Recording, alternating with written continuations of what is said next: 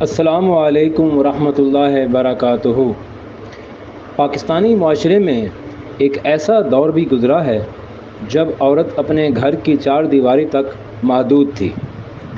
بیٹی، بہن اور بیوی ہر حیثیت میں اس کی معاشی ضروریات کی تکمیل اس کے ہر متعلقہ رشتے کے ذریعے ہو جایا کرتی تھی۔ پھر وقت کا پہیہ گھوما تو ضرورتاً، مجبوراً یا شوقیہ عورت نے اپنی معاشی سرگرمیوں کے لیے گھر سے باہر قدم رکھنا شروع کیا، جس کے نتیجے میں اس کے لیے قسم قسم کے مسائل بھی پیدا ہوئے۔ اسلام ہر ممکن احتیاط کے ساتھ عورت کو معاشی سرگرمیاں جاری رکھنے کی اجازت دیتا ہے۔ اس کی بہترین مثال ام المومنین حضرت خدیجہ الکبریٰ رضی اللہ تعالی عنہا تھیں، جنہیں دور جدید کی اصطلاح میں بزنس وومن کہا جا سکتا ہے۔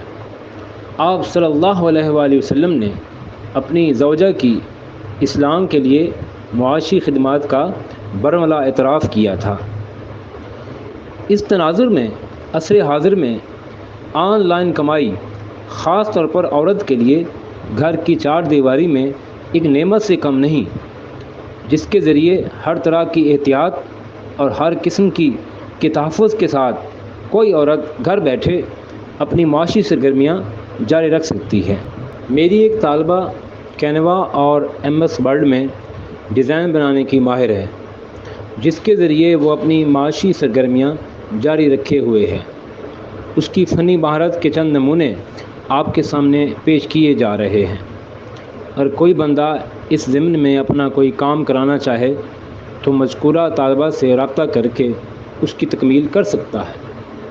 ہماری دعا ہے کہ اللہ تعالیٰ اس طالبہ کے رزق میں برکت دے، آمین۔